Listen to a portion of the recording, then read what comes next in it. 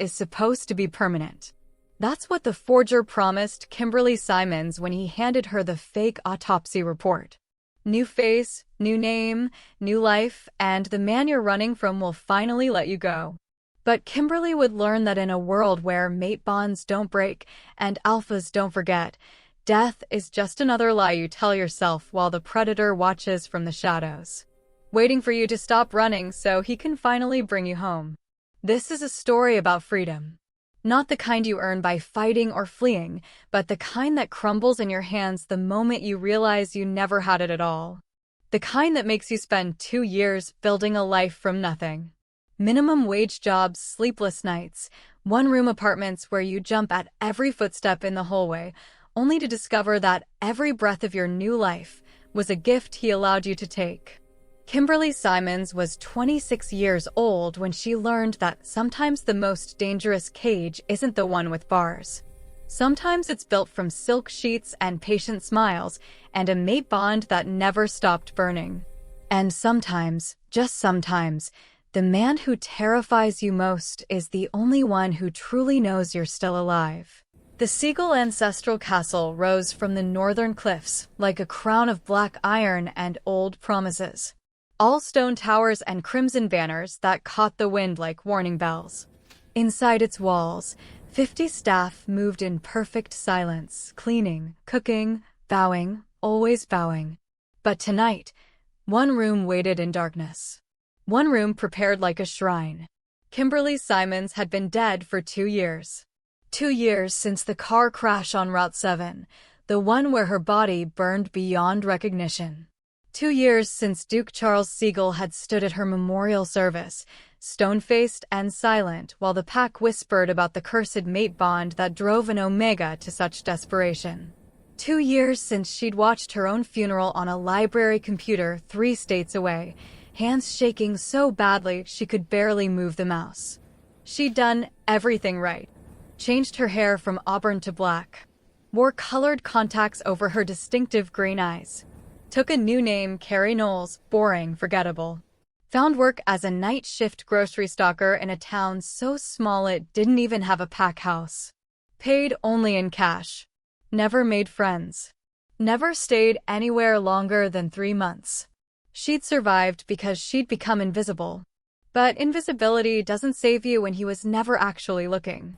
It was 2:47 a.m. when the tranquilizer dart hit Kimberly's neck. She'd been walking home from her shift at Morrison's 24-hour market, exhausted, shoulders aching from stocking shelves. The streets were empty except for the buzz of failing streetlights.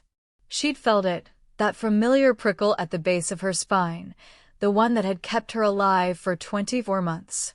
She'd started to run. The second dart caught her mid-stride. Her legs gave out first, then her arms. The pavement rushed up to meet her face, but gloved hands caught her before impact. Professional. Practiced. Gentle, even. Careful with her, a male voice said, cultured, calm. The Duke has waited long enough. The world blurred into darkness. When Kimberly opened her eyes, she knew 3 things immediately. First, she was lying in a bed so soft it felt like drowning. Second, the ceiling above her was hand-painted with constellations she'd memorized during sleepless nights 2 years ago. Third, she was wearing a silk nightgown she'd never seen before, the fabric so fine it whispered against her skin like a lover's touch. Her heart stopped. She knew this ceiling. She knew this bed. She knew the scent soaking into her lungs, cedar and winter frost, and that indefinable something that belonged only to him. The master suite. Charles's master suite. Kimberly's hands flew to her throat, searching for the thin silver chain she always wore, the one with the tiny compass pendant pointing toward a freedom she'd never reached. Gone. Her fingers trembled as she touched the silk at her collarbone instead, his silk, his choice, his claim. She lurched from the bed, bare feet hitting cold marble. The room spun. Drugs still in her system. She stumbled toward the door, already knowing, but her hands grabbed the handle anyway, twisted, pulled. Locked. Of course it was locked. She pressed her forehead against the carved wood, breathing hard, tasting copper where she'd bitten her tongue. Behind her, the room waited like a museum exhibit, the life you abandoned. The four-poster bed with its dark velvet canopy. The fireplace where embers still glowed. The floor-to-ceiling windows overlooking the northern mountains, sealed with decorative bars that looked delicate but would hold against a battering ram. And on the bedside table, placed with deliberate care, a single photograph. Kimberly didn't want to look. Her body turned anyway, drawn like a moth to flame. The photo showed her on their mating day, wearing the traditional white gown, Charles's hand at the small of her back, both of them smiling for the camera. But someone had drawn on it recently, a small heart in red ink around their joined hands, and written at the bottom in Charles's precise script, "Welcome home, my love. We have so much to discuss." Her knees buckled. She caught herself on the bed frame, but barely. The mate bond, dormant for 2 years of separation and denial, roared to life like wildfire in her chest. She could feel him suddenly, as if he were standing right behind her, his presence, his satisfaction, his terrible, patient joy. Kimberly closed her eyes and tasted the truth she'd been running from. The escape was over. It had been over the moment she'd planned it. Because you can't run from a man who never chased you. You can only run to him. The alpha's patience. The door opened at exactly 6 a.m. Kimberly knew because she'd been watching the antique clock on the mantel for 3 hours, sitting rigid on the edge of the bed, still wearing her silk nightgown, her mind cycling through escape plans that died before they fully formed. The windows were sealed. The door had been locked from the outside. She'd checked every inch of the room, twice, and found nothing but luxury and careful preparation. He'd known she would look. He'd made sure she would find nothing. The lock clicked with mechanical precision. The door swung inward, smooth and silent on well-oiled hinges. And there, backlit by the hallway's soft golden light, stood Duke Charles Siegel. He looked exactly as she remembered. Tall, broad-shouldered, dressed in a charcoal suit that probably cost more than she'd earned in 2 years of grocery store wages. His dark hair was swept back from a face that could have been carved from marble, sharp cheekbones, strong jaw, lips that rarely smiled but somehow always suggested secrets. His eyes, pale gray like winter ice, found hers immediately. He didn't look angry. He didn't look surprised. He looked relieved. "Good morning, Kimberly." His voice was exactly as she remembered too, deep, cultured, with that faint aristocratic accent that came from generations of alpha bloodlines. "I hope you slept well." She couldn't speak. Her throat had closed around words that wanted to be screams. Charles stepped into the room, and she noticed he carried a tray, silver, immaculate, holding a French press of coffee, a delicate china cup, and a covered dish that smelled like fresh pastries. He set it on the small table by the window with the same care someone might use handling explosives. "I know you prefer your coffee black," he said conversationally, pouring with steady hands. "2 sugars if you're tired, none if you're anxious." "You're anxious now, so I brought it black." He glanced at her, and something flickered in those gray eyes. "You've lost weight. We'll need to address that." How her voice cracked. She tried again. "How long have you known?" Charles finished pouring before he answered. He lifted the cup, walked to her with measured steps, and extended it like an offering. When she didn't take it, he set it on the bedside table right next to the photograph and stepped back to give her space. "Known that you were alive?" He tilted his head slightly, considering. "Since the beginning. The body in the car was 5 feet 6 inches. You're 5 feet 4 inches. Wrong height, wrong bone structure." The DNA evidence was clever, though. Very thorough. I almost admired the craftsmanship. Kimberly's hands fisted in the silk sheets. "Then why? Why did I let you run?" Charles moved to the window, hands clasped behind his back, gazing out at the mountains painted pink by dawn. "Because you needed to, Kimberly. You needed to prove to yourself that you could survive without me. That the cage you felt here was real enough to justify death." He turned to face her, and his expression was gentle in a way that made her stomach twist. I gave you 2 years. 2 years to work yourself to exhaustion in anonymous towns. 2 years to jump at shadows. 2 years to realize that freedom without purpose is just another form of imprisonment. You watched me. It wasn't a question. Every day. No hesitation, no shame. I had people in every town you stopped in. I knew about the blonde waitress in Millbrook who covered your shifts when you were sick. I knew about the landlord in Copper Falls who tried to raise your rent, and the flat tire you got outside Riverside. His voice softened. I knew you were eating 1 meal a day and sleeping 4 hours a night. I knew you were surviving, Kimberly, but you weren't living. The mate bond pulsed between them, insistent, undeniable. It had been easier to ignore when she'd thought he was grieving, when distance and denial had dimmed it to background noise. But now, with him less than 10 feet away, it crashed over her like a wave, his steady heartbeat matching hers, his scent filling her lungs, the primal recognition that screamed mate, mate, mate. She hated it.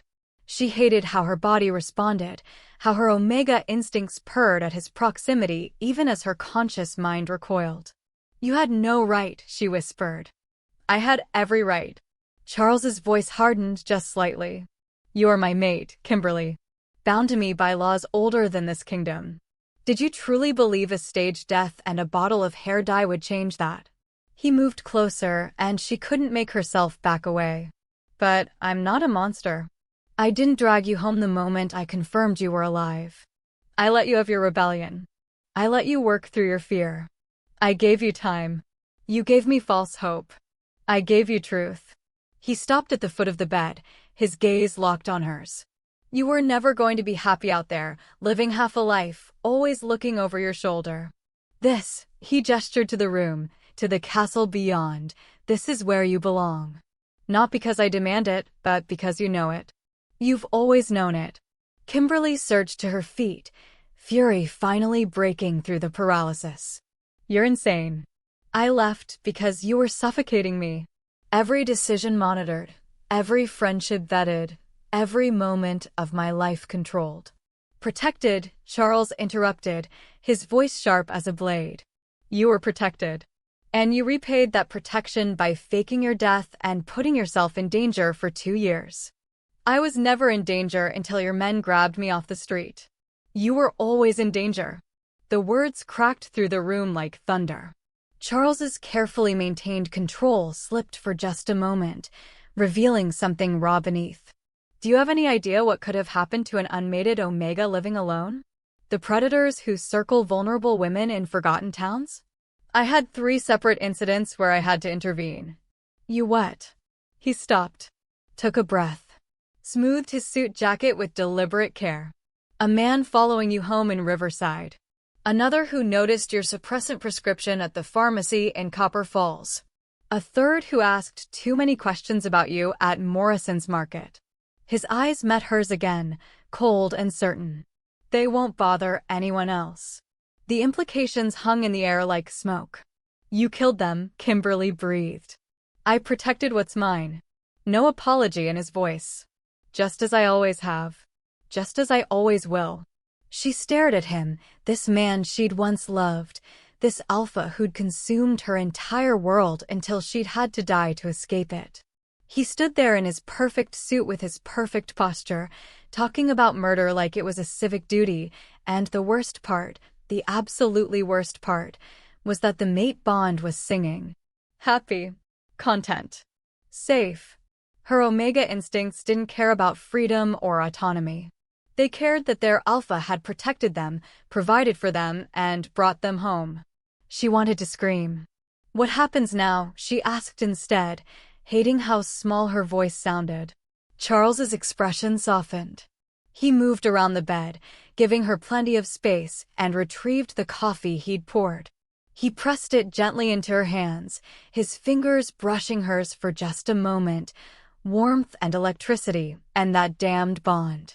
Now, he smiled, and it was almost kind. Now you drink your coffee. You eat breakfast. You bathe and dress in the clothes I've had prepared for you. And then we discuss how we move forward. Move forward, she echoed bitterly. As what? Your prisoner. As my mate. He reached out slowly, telegraphing his movement, and tucked a strand of black-dyed hair behind her ear. As my Duchess. As the woman I have loved and missed for 2 years, even knowing you were alive and hating me. His thumb brushed her cheekbone. I'm not going to force you into anything, Kimberly. But I'm also not going to let you leave. Not again. Not ever. He withdrew his hand and walked to the door. Paused with his fingers on the handle. The castle staff have been informed of your return. They'll address you as Duchess Siegel. You have full access to the grounds, though I should mention the perimeter is quite secure. My beta, Marcus, will check on you this afternoon to see if you need anything. He glanced back at her, his gray eyes unreadable. I suggest you rest today. Tomorrow, we have a great deal to discuss. Charles. Yes. She wanted to say something cutting, something that would hurt him the way she'd been hurt. But looking at him standing there, patient and immovable as a mountain, she realized the terrible truth. Nothing she said would change this. He'd made his decision 2 years ago when he'd let her run. He'd always known he would bring her home. Nothing, she whispered. He nodded once, as if he'd expected that answer, and left. The door closed behind him with a soft click. This time, it didn't lock. Kimberly stood in the center of the room, holding a cup of coffee she hadn't asked for, wearing silk she hadn't chosen, breathing air that smelled like cedar and frost and him. The unlocked door was somehow worse than the locked one. It was a test, a dare, a reminder that she could try to run, but they both knew how that story ended. She looked at the photograph on the bedside table, young and smiling and so naive about what forever meant. The coffee was still warm in her hands. She raised the cup to her lips and drank. It was perfect. Of course it was. The golden cage. The clothes in the walk-in closet were a museum of her past life. Kimberly stood in the doorway, coffee cup forgotten on the dresser, staring at row after row of garments she'd left behind. Day dresses in soft pastels. Evening gowns in jewel tones. Casual wear that had never actually been casual because even her leisure time had been scheduled, monitored, curated. Everything cleaned, pressed, and waiting as if she'd only been gone for a weekend. But mixed among the familiar pieces were new additions. Modern cuts and styles she'd admired in shop windows during her exile. A leather jacket she'd stared at for 20 minutes in Riverside before deciding she couldn't afford it. Jeans in her actual size, the size she was now after 2 years of irregular meals, not the size she'd been as a well-fed duchess. He'd been paying attention. Of course he had. She grabbed the most anonymous outfit she could find: black jeans, a simple gray sweater, boots with reasonable heels, and dressed quickly, as if the clothes might transform into chains if she moved too slowly. The bathroom was worse. Her favorite shampoo. Her preferred brand of toothpaste.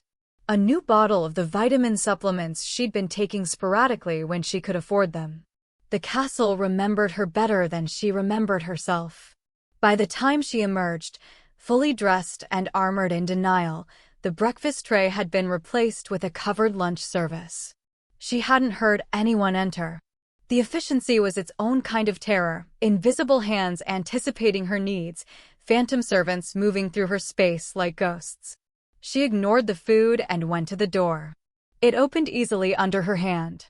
The hallway beyond was exactly as she remembered, wide corridors with vaulted ceilings, paintings of Siegel ancestors watching with disapproving eyes, thick carpets that swallowed sound. Empty. No guards posted outside her door like some medieval prisoner. Just expensive silence and the faint scent of beeswax polish. Kimberly walked. She didn't have a destination. She just needed to move, to prove to herself that her legs still worked, that she could still make choices about where her body went even if the choices were all within these walls. She passed the grand staircase, the portrait gallery, the library with its floor-to-ceiling books she'd once loved. Servants appeared occasionally, a young maid dusting a side table, an older man polishing silver, and each one stopped, bowed deeply, and murmured, "Good afternoon, Your Grace." Not "Welcome back." Not, we thought you were dead. Just seamless acceptance of her return, as if 2 years of absence were a minor scheduling inconvenience. She made it to the conservatory before the full weight of it hit her. The glass-walled room was filled with afternoon light and the humid warmth of growing things. Orchids bloomed in careful arrangements. Ferns cascaded from hanging baskets.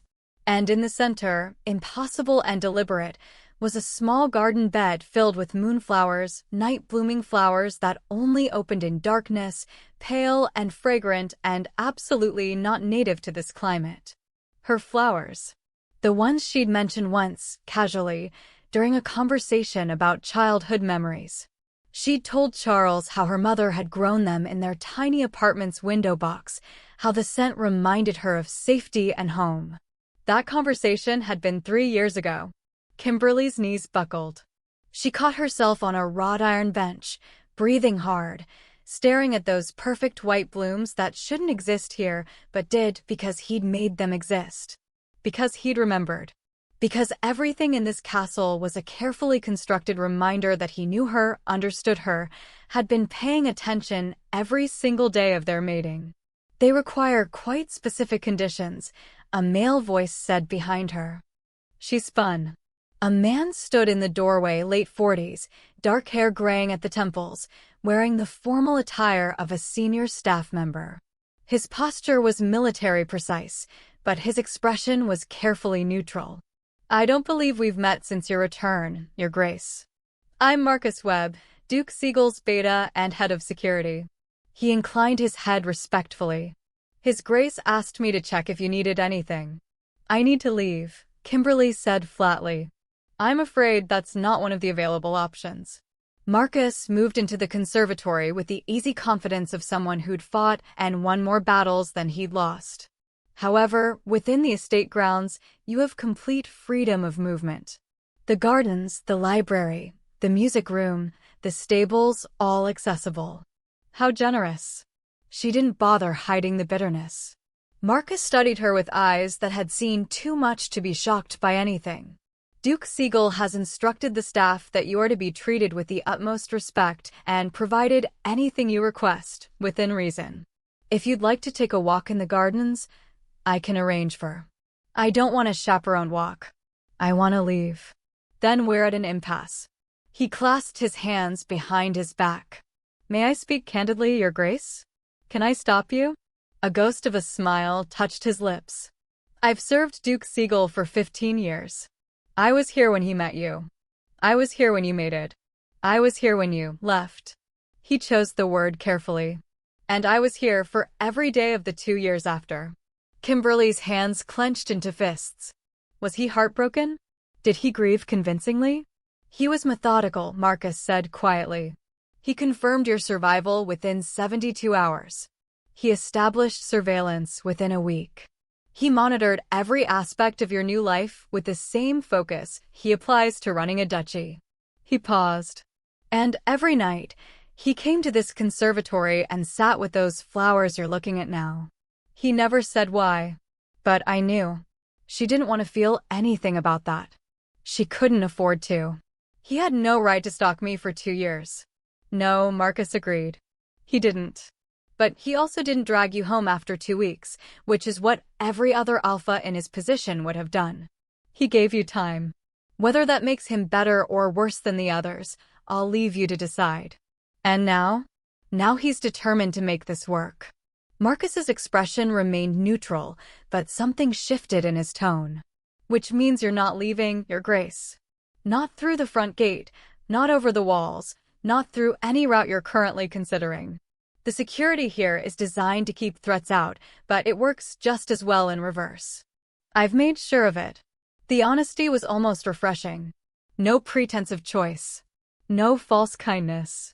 Just the simple truth. She was trapped, and everyone knew it. Did he order you to tell me that? Kimberly asked. No. He'd prefer you discover the extent of the security measures gradually, so you don't feel overwhelmed. Marcus's smile was dry. I prefer efficiency. Now you know. You can spend your energy on something other than escape plans that will fail. How considerate. It's practical. He gestured to the conservatory exit. If you'll permit me to show you something? She didn't want to follow him. But what else was she going to do? Sit alone with moonflowers and the ghost of Charles's obsessive devotion? She stood and trailed after Marcus as he led her through the castle's western wing. They ended up in a room she'd never seen before, or rather, a room that had been completely transformed. What had once been a dusty storage space was now a bright, modern office.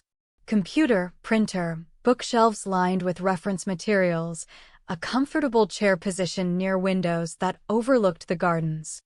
Duke Siegel had this prepared for you, Marcus explained. He recalled that you'd been studying for your psychology certification before you left. All your materials have been recovered and updated. The computer has internet access, though monitored for security purposes. If you wish to resume your studies or pursue other interests, the resources are available. Kimberly stared at the desk, at the carefully organized textbooks, at the frame certification she'd been 3 months away from earning before she decided that freedom mattered more than credentials. It was bribery. Obvious, shameless bribery. A golden cage with all the amenities. He thinks this will make me stay, she said. He thinks this will make you realize that staying isn't the end of your life, but a different version of it. Marcus moved to the door. His Grace requests your presence for dinner at 8 o'clock in the private dining room. You're not required to attend, but he hopes you will. The chef has prepared your favorites. Of course he has. Marcus paused in the doorway, his expression softening almost imperceptibly.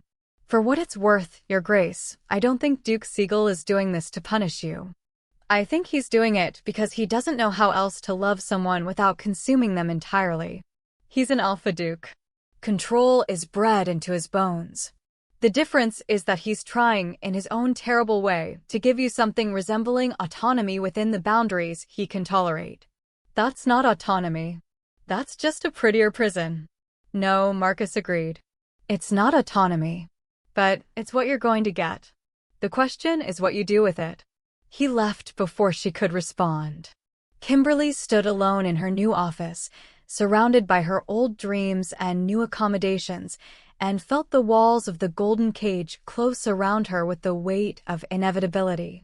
The mate bond pulsed in her chest, a steady, insistent reminder that part of her was content with this arrangement.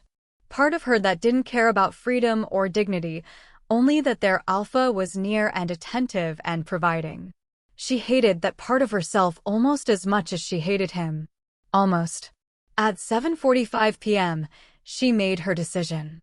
She couldn't hide in her room forever. And if Charles wanted to play the civilized captor, fine. She could play the civilized prisoner.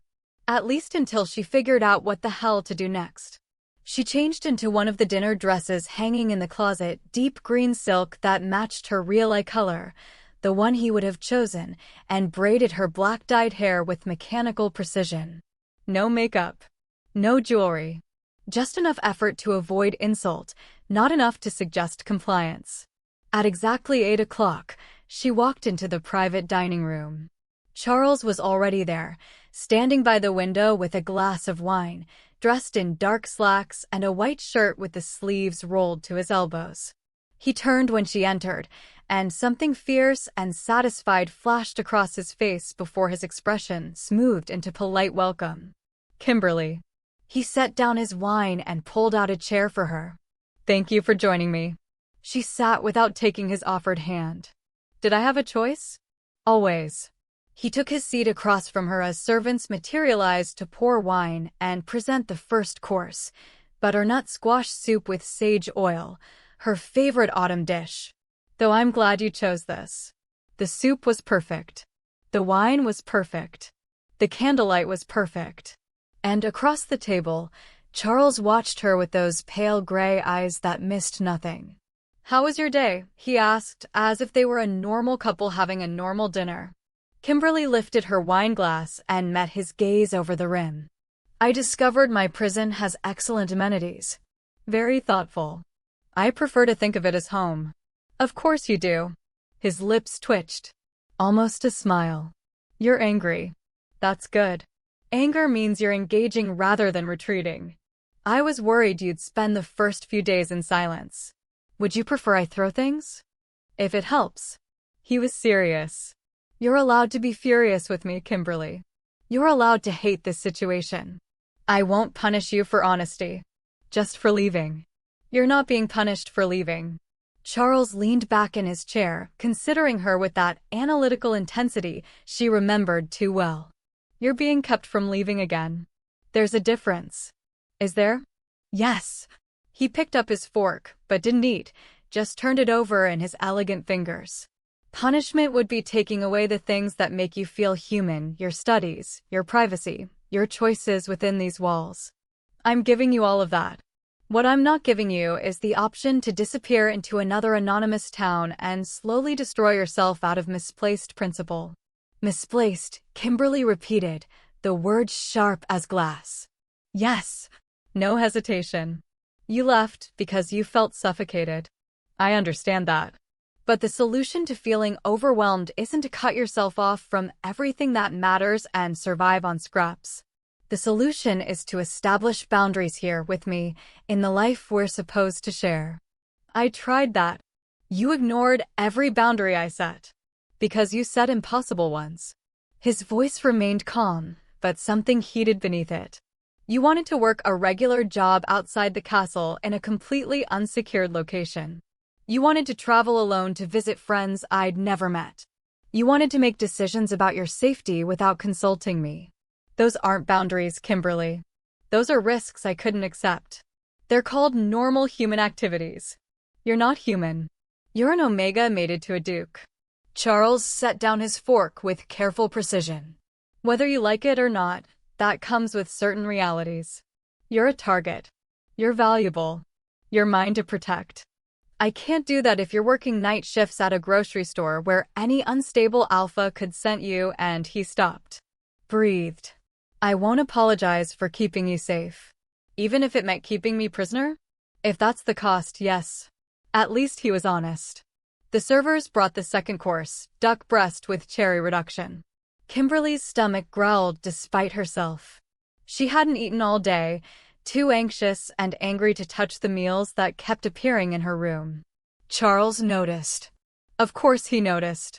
Eat, he said quietly. Please. Whatever else is happening between us, you need to eat. It was the please that got her. The small crack in his absolute certainty. She picked up her fork and took a bite. The flavors exploded on her tongue, rich, complex, perfect. She'd forgotten what real food tasted like. They ate in tense silence for several minutes. Charles watched her with barely concealed relief as she finished the duck and accepted the third course, roasted vegetables and risotto. She was halfway through when he spoke again. I want to make you an offer. Kimberly looked up warily. An offer. A compromise. He folded his hands on the table, choosing his words carefully. You feel trapped. I understand that. So I'm willing to negotiate certain aspects of your residence here. My captivity. Your life, he corrected. If you agree to stay, to genuinely try to make this work, I'll grant you specific freedoms we can discuss and agree upon together.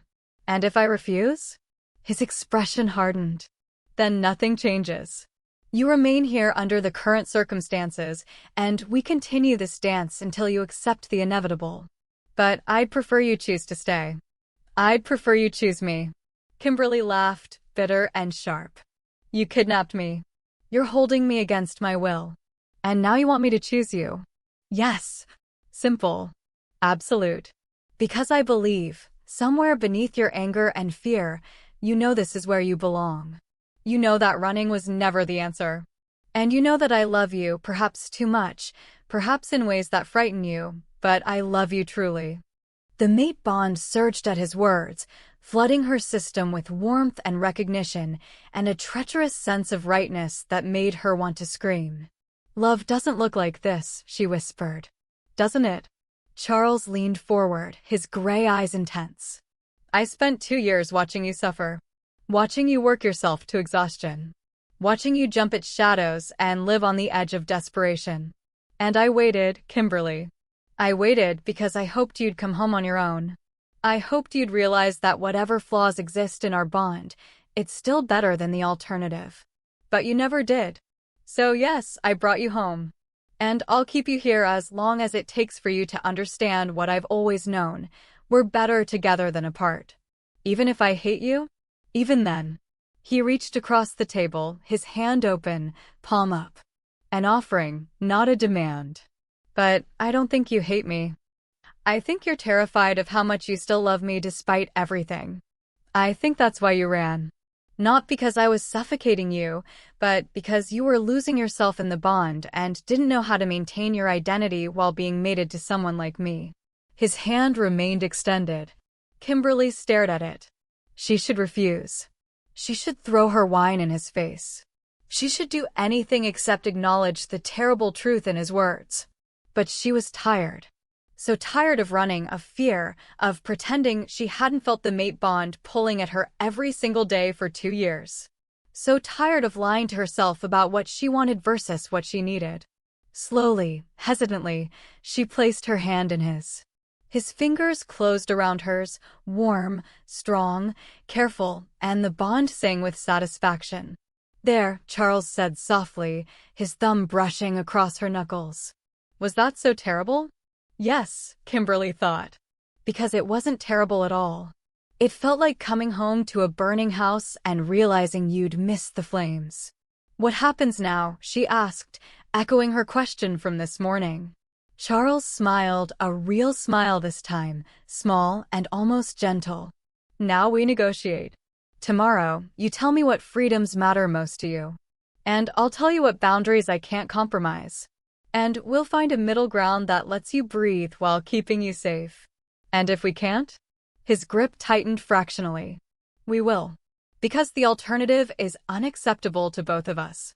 He released her hand and signaled for dessert, chocolate torte with raspberry coulis. They ate in a different kind of silence now, not comfortable but no longer hostile. A ceasefire in a war that wasn't over but had temporarily stopped firing. When dinner ended, Charles walked her back to her room personally. He stopped at her door, keeping a careful distance. Sleep well, Kimberly. Tomorrow we start building something new. She wanted to argue. To remind him that you couldn't build anything on a foundation of kidnapping and obsession. But she was so tired. Good night, Charles, she said instead, and slipped inside. The door didn't lock behind her. She was starting to understand that was the cruelest part of all. The flawed plan. Kimberly woke to sunlight streaming through windows she hadn't bothered to curtain and the realization that she'd slept through the night without nightmares for the first time in 2 years. The mate bond hummed contentedly in her chest, satisfied by proximity and the tentative truce of last night's dinner. Her omega instincts were smug, preening like a cat that had finally been allowed back inside after a long, cold exile. She hated them. She hated herself for sleeping so well in captivity. But she couldn't deny the truth. Her body felt more rested than it had since the day she'd faked her death. The breakfast tray appeared while she was in the shower, fresh fruit, yogurt, honey-drizzled pastries, and coffee prepared exactly as she liked it. She ate mechanically while staring at the list she'd started on hotel notepaper she'd found in the desk drawer. Things I need to survive this. 1. Access to my certification program, already granted. 2. Control over my own schedule. 3. Privacy, real privacy, not monitored privacy. 4. Contact with the outside world. 5. A way out if this becomes unbearable. The last one she'd underlined 3 times before crossing it out. Charles would never agree to that. The others, though, the others might be negotiable. She was still staring at the list when the memory started. Not the gentle, nostalgic kind. The other kind. The ones that had driven her to plan her own death. 3 years ago. The castle library. Kimberly had been curled in the window seat with a psychology textbook, finally making progress on the certification she'd been working toward before the mating.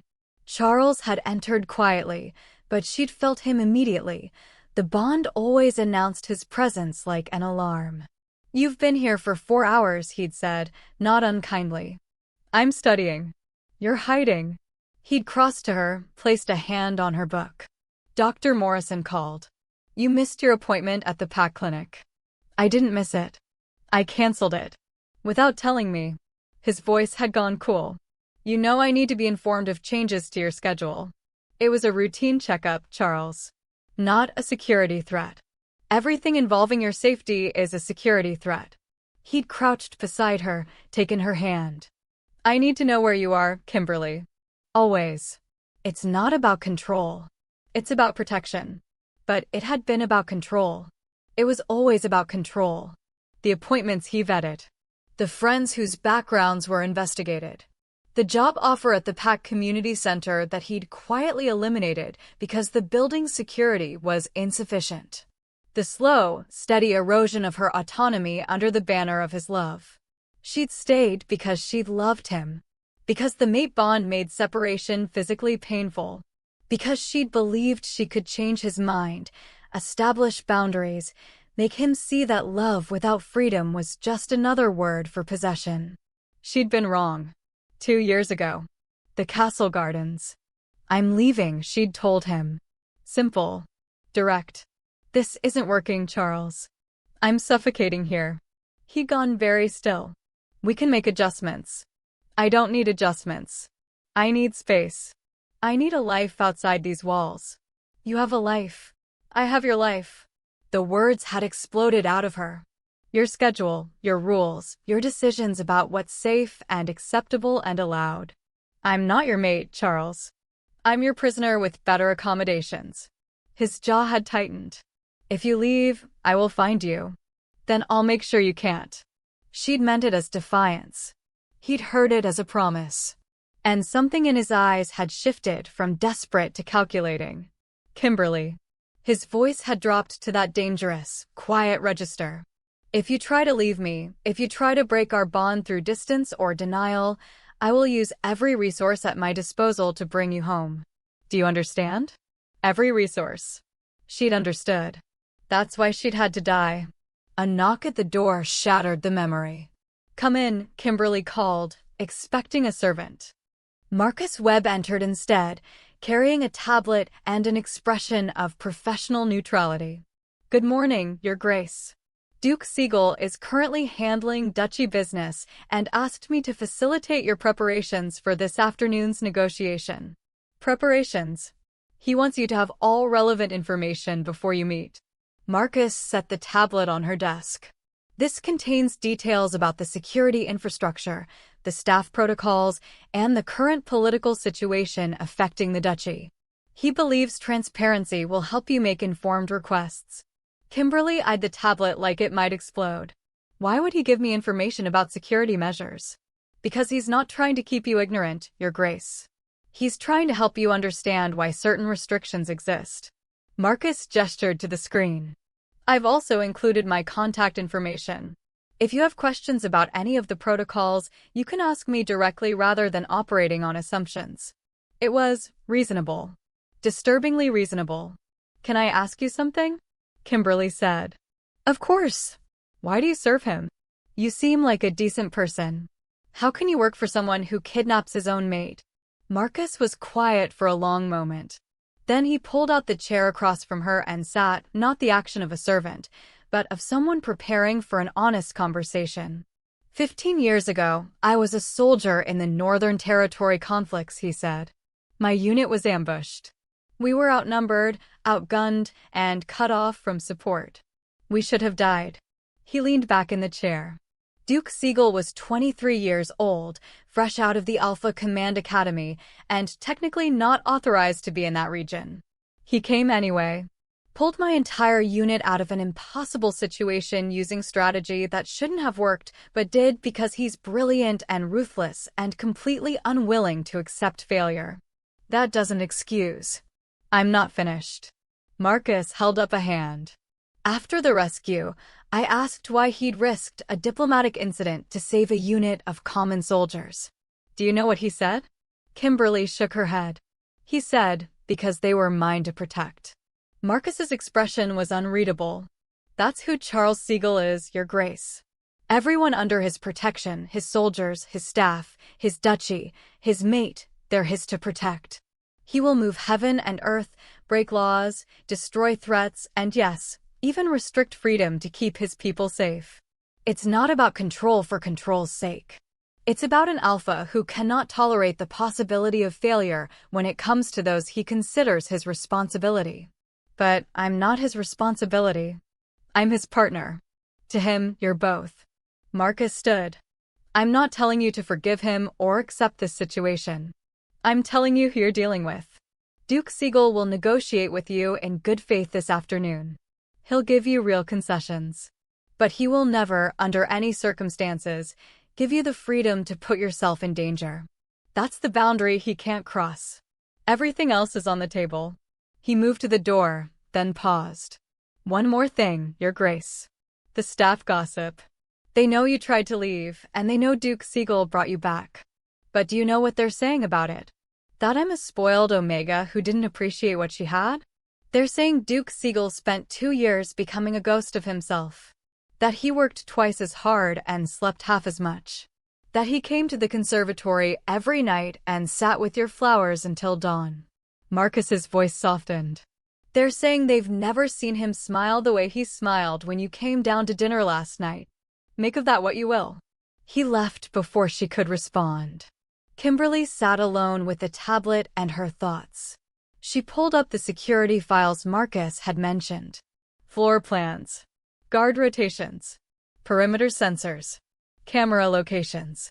He'd given her everything she'd need to plan an escape. Either Charles was supremely confident she couldn't get past his measures, or this was a test to see if she'd even try. She spent the next 3 hours reviewing every detail, making notes, and slowly coming to a terrible realization. Marcus was right. The security wasn't designed to be cruel. It was designed to be comprehensive. Every weak point she identified had multiple redundancies. Every potential exit had layers of monitoring. Charles hadn't built a prison. He'd built a fortress. And the thing he was protecting inside it was her. At 2 p.m., a servant appeared to inform her that Duke Siegel was ready to receive her in his study. Kimberly stood, smoothed her sweater, and tried to prepare herself for a negotiation with a man who'd already won, but was pretending there was still a game to play. End of part 1. Thank you for watching. Kindly like, follow, and stay tuned for more beautiful story.